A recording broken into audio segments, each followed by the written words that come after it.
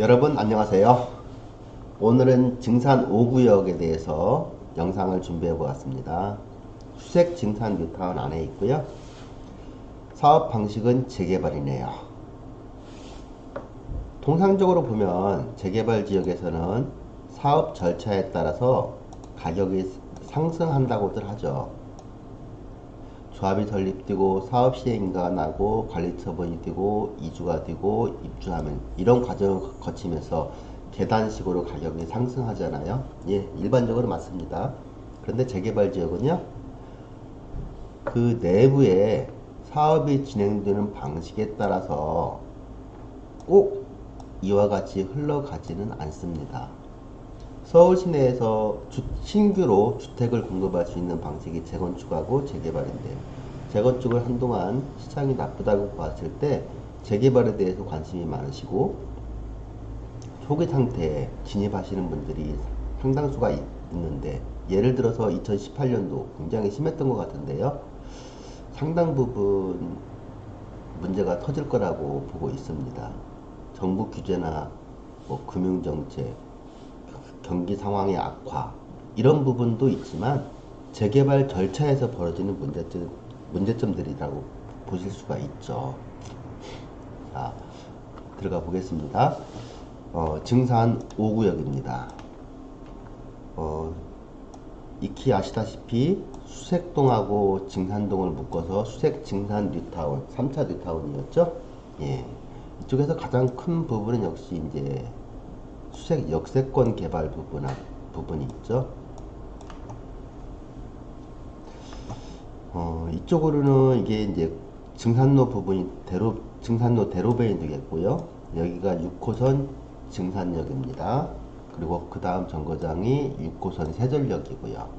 세전역에는 경전철이 하나 들어올 예정에 있고요. 그 밑으로는 불광천이 흐르고요.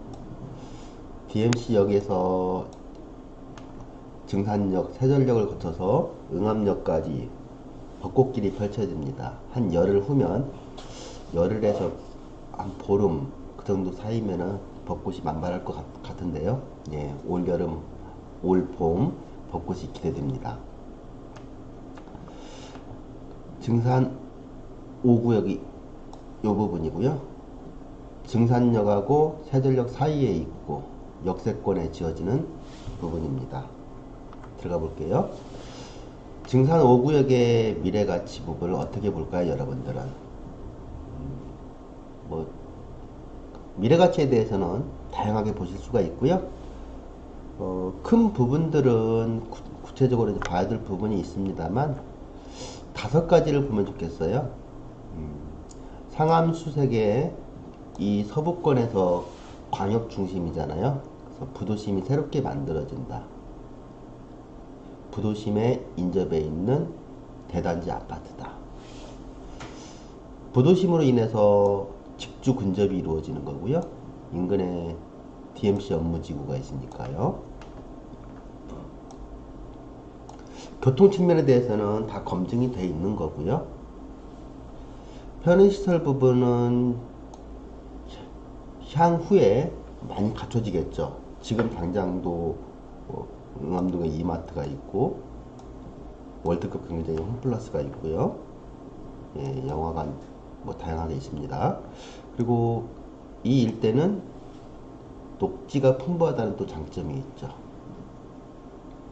뒤에 봉산이 있고 앞으로는 불광천이 흐르고 불광천을 따라서 한강까지 거니는 노선이 있잖아요. 한 20분 정도 걸어가면 한강에 들어갈 수가 있고, 그래서 이 5가지 측면에서 큰 흐름에서 본다면 미래가치는 충분히 보실 수가 있을 거라고 생각이 듭니다.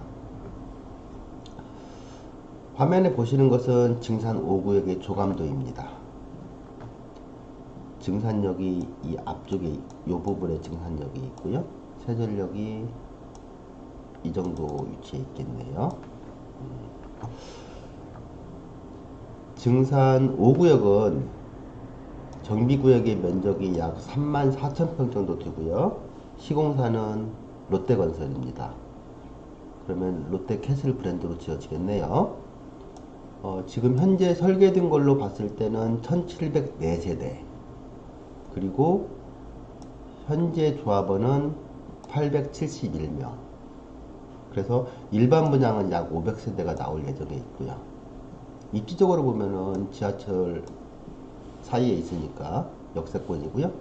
예, 뒤에 봉산하고 앞쪽으로 불광천이 흐르는 부분이 있고, 예, 그렇습니다. 5구역이 진행되는 과정을 한번 살펴볼까요? 재개발 지역에서는 뭐 사업 진행이 많이 됐으니까 언제든지 투자하면 된다라고 보실 수 있지만, 이런 과정을 보면서 내가 꼭 5구역이 아니라 다른 재개발 지역도 서울시내에 많잖아요. 그런 것들을 보는 시각을 조금 넓힐 수 있는 그런 기회가 됐으면 좋겠네요. 재개발 사업은 정비구역이 지정됨으로써 사업이 시작되고요. 그러면 추진위원회가 만들어지고요. 예. 그 다음에 조합이 설립되죠. 조합이 설립될 시기가 2012년도 3월 20일. 그 당시에는 부동산 시장이 많이 나빴었죠. 그 당시에 조합원이 975명이었네요. 그리고 나서 사업시행 인가가 났어요. 2013년 6월 13일. 그러면 정비구역이 지정되고 사업시행 인가까지는 속도감이 굉장히 빠르게 잘 진행이 된 겁니다. 그 이후에 2017년 5월 29일 롯데건설이 들어왔죠. 수의계약으로. 그래서 주민총회에서 시공사를 선정을 했습니다. 그리고 분양시청은 2017년 12월 26일부터 2018년 2월 10일까지 분양시청을 받았고요. 이제 반대하시는 분들은 뭐 넓은 토지를 가지고 있다든지, 건물들이 뭐 상가주택을 가지고 계시다든지, 이런 분들은 반대하시는 분도 일부 있고요. 그래서 분양시청 결과를 보니까 조합원이 871명. 그러니까 초기에는 975명에서 871명으로 이제 줄어드는 거죠. 그럼 나머지가 청산을 받았다고 보는 거고요. 오늘이 3월 24일인데 제가 영상을 촬영하고 있는 지금 시간이 3월 24일입니다. 지금 5구역의 진행 절차는 감정평가가 진행되는 거예요. 3월 5일부터 5월 4일까지이고요. 감정평가라는 것이 조합원들을 대상으로 해서 종전자산, 그리고 향후에 지어질 아파트나 상가들을 가지고서 종후자산, 이걸 평가해서 비례율이 나오잖아야. 현재 단계까지는 지금 이제 감정평가 단계다, 이렇게 되는 거고요. 여기서 하나 봐야 될 부분이, 시공사 선정이 2017년도에 이루어졌네요. 그리고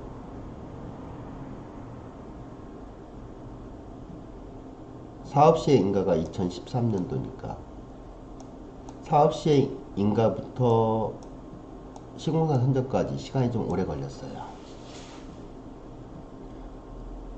이 부분이 당시에 시장 상황이 나빴던 부분도 있을 수 있고요. 연서중학교 부분도 좀 있을 수 있고요. 이제 아시는 분들도 많이 있고 블로그나 이런 데 많이 노출이 돼 있으니까 한번 생각해 볼 부분입니다. 그래서 지금도 증산 5구역에 대해서 많이 지연될 거라는 말씀하시는 분들도 계시고, 뭐 생각은 다양해요. 근데 지금 감정평가 하고 있잖아요. 분양시청을 하게 되면은 계속해서 조합원으로 가는 거죠. 분양시청을 하지 않게 되면 분양시청 마감일 이 길이니까 2018년 2월 11일부터는 더 이상 조합원이 아니죠. 현금 청산자가 되는 거고요. 공익사업을 위한 토지 등의 취득 및 보상에 관한 법에 따라서 따로 진행이 되는 겁니다. 그분들의 일정은. 그래서 현금 청산자들은 벌써 감정평가도 다 진행이 됐고요. 일부 재결도 들어가고 있을 것이고 그런 과정입니다. 그렇다고 본다면 증산 5구역은 사업을 진행하는 데는 문제는 없다. 현재로서. 그리고 뭐 지연된다든지 이런 부분들은 사람마다 생각이 좀 다를 수 있는 거니까요. 사업시행 인가서를 한번 들여다볼게요. 사업시행의 면적이 34,000평이다. 그러면 그 정비구역 내에 토지가 어떻게 구성이 되어 있는지를 보니까 뭐 가장 무난한 게 이제 대지겠죠. 조합원들이 가지고 있는 도로도 있고요. 국어, 임야, 전, 도시지역에 임야 전도 있더라고요. 재개발 지역이니까 가능한 부분이겠죠. 종교시설도 있고, 어차피 이 종교시설은 환지로 가니까 문제될 게 없고, 학교 용지가 있고, 이 학교가 12,000제곱미터, 약 3,800평 정도 되나요? 이 연서중학교죠. 그리고 이제 시유지나 국공유지를 보면 기획재정부 땅이 있고 서울시 은평구 땅이 있고 교육청 땅, 이것은 이제 학교 부지고 이렇게 해서 구성이 되어 있습니다.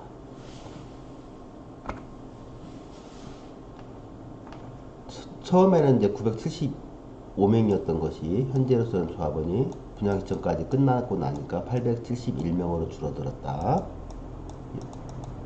이렇게 되는 거고요. 건폐율이 22.5%, 용적률이 263%, 최고 높이는 88.8, 약 89m. 이렇게 해서 설계가 되지네요. 분양 신청하기 전에 설계된 것들을 한번 살펴볼게요. 1704세대가 설계가 되어 있고요. 임대아파트 292개, 그리고 조합원 배정하고 일반 분양 나가는 물량이 1412개 이렇게 되어 있네요. 그러면 이 작은 사이즈는 조합원들 거, 저기 임대아파트니까 빼고요. 58형 ABC 세 가지 타입이 있네요. 그리고 34평형, 84형이 두 가지 타입으로 되어 있고 102형이 ABC 세 가지 타입으로 구성이 되어 있네요. 그래서 분양할 수 있는 세대수가 1412개이고요. 전체 설계 세대에서 83%가 나오네요. 그러면 임대아파트가 그 당시에는 최대 17%죠. 그럼 약 16.7% 나왔던 것 같아요. 그리고 58형 같은 경우가 개수가 13% 차지하고 있고 84형이 45%, 102형이 21% 차지하고 있고 34평형이 주력으로 개수가 가장 많네요. 이걸 가지고서 분양 신청한 결과를 가지고 다시 한번 들여다볼게요. 지금 조합원들이 분양 신청한 개수가 910개예요. 형별로는 여기에 있습니다. 102 같은 경우에는 월등히 지금 개수가 많이 남죠. 58형 같은 경우가 넘치는 데도 있고 부족한 데도 있고, 그렇다면 이 부분은 뭐 순위에서 밀리고 다른 타입으로 가고 이렇게 본다면 58형 같은 경우가 결과적으로는 마이너스 11개 부족한 상황이 되네요. 84형 같은 경우에는 221개가 남아요. 102형 같은 경우에는 조합원이 70명밖에 신청을 안 했으니까 290개가 남네요. 그래서 이걸 합산해 보면은 일반 분양이 502개가 되네요. 현재 상태에서는 설계 변경이 어떻게 될지는 아직은 모르겠습니다만 설계 변경도 한번 예상해 볼 수 있는 거겠죠? 네, 이제 집행부에서 알아서 하겠지만 만약에 설계 변경을 하지 않는다라고 보면요, 58형을 선택한 사람들은 마이너스 11개, 11개가 지금 부족한 상황이니까 아마도 1+1 신청하신 분들이 이 소형 평형을 받지 못하는 그런 상황을 예상해 볼 수가 있겠네요. 일단 1세대 1주택은 무조건 하나씩은 다 돌아가야 될 상황이니까 1+1에서 그러겠죠. 그래서 이런 부분 때문에라도 설계 변경을 한번 예상해 볼 수는 있을 것 같습니다. 그리고 그 당시에 설계했을 때 하고 벌써 이게 설계된 게 2012년도에 설계가 된 거예요. 지금 2019년도니까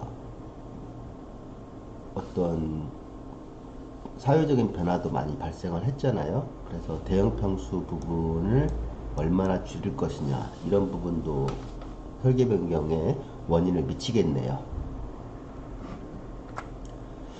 자, 그러면 향후 지금 종전자산 평가 단계, 지금 이 단계에 와 있는데 여기가 이제 5월 4일까지 한다고 그랬잖아요. 그럼 제가 날짜상으로는 얘기할 수가 없는 거고, 조합원들이 뜻을 모아서 사업을 진행하는 거니까 향후 절차가 어떻게 될까?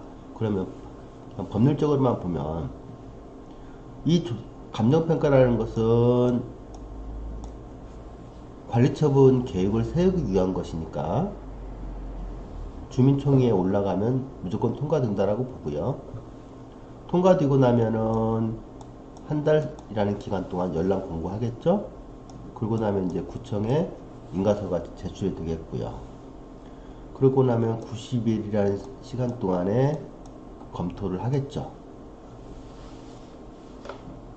그리고 이제 관리처분이 일단 떨어져야 2주 착공 입주 과정을 거치니까요.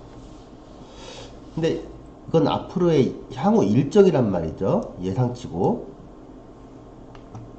그러면 5구역 같은 경우에는 이런 부분들을 생각해 볼 수가 있어요. 기존에 사업이 지연된 부분도 연서중학교 부분이란 말이죠. 그러면 연서중학교가 지금 조합에서는 2018년 작년 12월 4일로 제가 기억을 하는데요. 주민총회를 열어서 연서중학교를 구역 내로 이전하는 것으로서 조합원들이 그 압도적인 다수로 통과를 시켰단 말이죠. 그러면 연서중학교가 구역 내 이전으로 확정이 되었나요?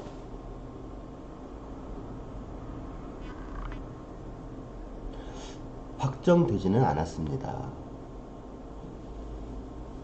연서중학교는 교육부 재산이에요.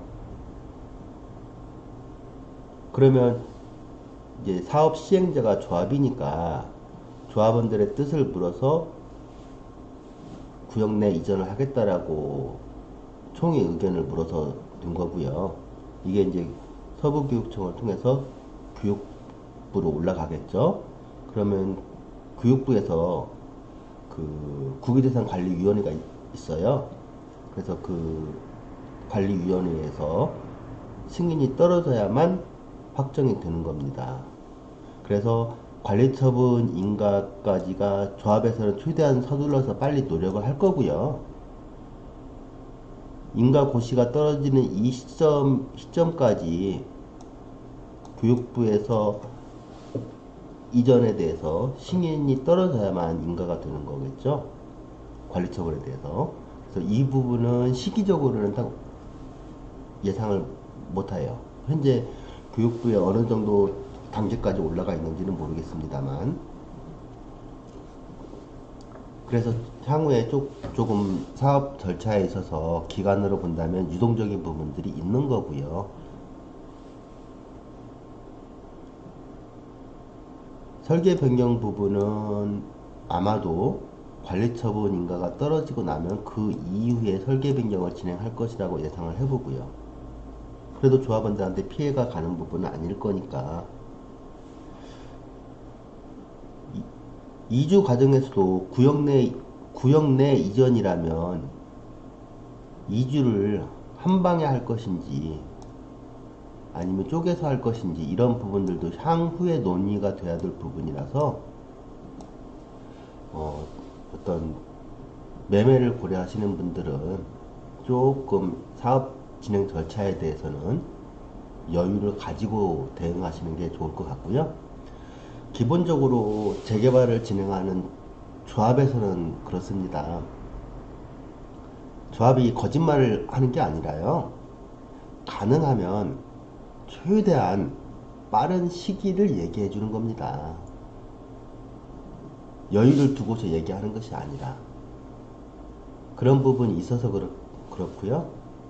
제가 구역마다 보다 보면 스스로가 조금씩 기간 사업 절차에 대해서는 여유를 두고서 생각하시는 것이 마음 편하실 것 같아요. 이 정도 설명을 드렸고요. 그러면 거래 과정에서 주의해야 될 사항이 무엇이 있을까를 한번 생각해 보게 되는데요. 지금 시장에 침체되고 있고 후퇴 시장에 일부 들어간 걸로도 보여지고요. 금융규제도 있고 양도소득세 중과되는 부분도 있고요. 이러한 과정에서 어떤 부분을 주의해야 될까요? 일단 매수인 입장에서는요. 투기과열지구 내에서 5년 재당점 제한에 대해서 매수인은 스스로 자기가 알겠죠. 그 제한에 걸리는지 안 걸리는지 본인 포함해서 세대원 전부에 대해서 이 부분을 먼저 체크를 해야 되고요. 당연히 매도인 쪽에 대해서 체크를 해야 됩니다. 증산 5구역 같은 경우에는 분양시청이 끝났잖아요. 분양시청이 2018년 2월 10일이 분양신청 마감일이에요. 그럼 이 날짜 기준으로 해서 매도인이 어떤 상황에 처할 수 있는 거예요. 그래서 5년 재당첨 제한은 매수인 부분도 스스로 자기가 그 조항에 걸리는지를 확인을 해야 되겠지만 자기가 거래하고자 하는 목적물의 매도인에 대해서도 확인을 해야 되는데 사실은 이것은 확인할 방법이 없잖아요. 단지 구두상으로 믿고 가는 수밖에 없잖아요. 저는 개인적으로 이런 거래를 한다라고 보면 매도인의 주민등록 등본을 요구할 것 같아요. 개인정보라고 싫다고도 할 수 있겠지만 그래서 매도인의 세대원들에 대해서 각각이 재당첨 제한에 걸리는지 소유한 정비구역 내에 투기과열지구의 정비구역에 당첨된 사실이 있는지 이런 것들도 따져봐야 된단 말이죠. 작년 2018년도 여름까지만 해도 규제는 나와 있었습니다만 매물이 너무 부족하다 보니까 제대로 따질 여력도 없었어요. 거래하기 급급했었죠. 근데 이 5년 재당첨 제한은 거래가 끝나고 향후에 벌어질 부분이거든요. 그래서 거래 과정에서 계약서에 특약으로 그 한 줄이 단순하게 한 줄 들어가는 거 아닙니다. 몇 줄이 들어가더라도 꼭 꼼꼼하게 따져서 책임 소재를 적어 놔야 됩니다. 향후에라도 만약에 불상사를 대비하기 위해서. 이건 중개를 진행하는 공인중개사들도 마찬가지겠지만 매수인이나 매도인도 마찬가지예요. 위험에 대해서 이런 규정에 대해서는 알아야 되고요. 서로 간에 불만이 없는 거래를 성사가 돼야 되잖아요. 눈에 보이지 않는 부분이라서 꼼꼼하게 확인하는 절차가 필요할 것 같고요. 그리고 당연히 구역 내에 거래하는 물건이 조합원 분양 대상인지 조합원이냐는 중요하지 않아요. 그 조합원이 가지고 있는 물건이 분양 대상에 드느냐예요. 분양 신청을 했다는 중요하지 않습니다. 분양 신청했으니까 매매하겠죠. 그 입주권으로 확정되는 시기는 관리처분 인가로 확정이 되는 겁니다. 위에 5년 재당첨 제한하고 또 다른 부분이에요. 이런 물건들이 있어요. 실질적으로 있어서 소송도 붙고 난리가 나는 경우도 있습니다. 분양 대상이 정확히 되는지, 매도인의 물건이 구역 내에 주택이 하나인지 두 개인지, 세대 주민등록 등본상의 세대에서 어떻게 구성이 되는지, 거래 당시에 보이는 게 있고요. 거래 몇 년 전에 벌써 분양 대상에 해당되지 않는 상황으로 돼 있는 물건들도 있다 이거죠. 이런 부분들은 중개를 담당하시는 공인중개사들도 충분히 조사하고 하겠지만, 거래 과정에서 매수인 입장에서는 필히 특약으로 정확하게 향후의 분쟁 방지 차원에서 자신의 권리를 지키고 책임 소재를 명확히 하는 부분들은 특약에 다 들어가야 된다 이거죠. 계약서를 5분, 10분 만에 쓰는 거 절대 아니잖아요. 1시간이 걸리더라도 꼼꼼하게 작성하고, 그래서 본인들의 권리를 지키는 현명한 선택을 하시길 바라고요.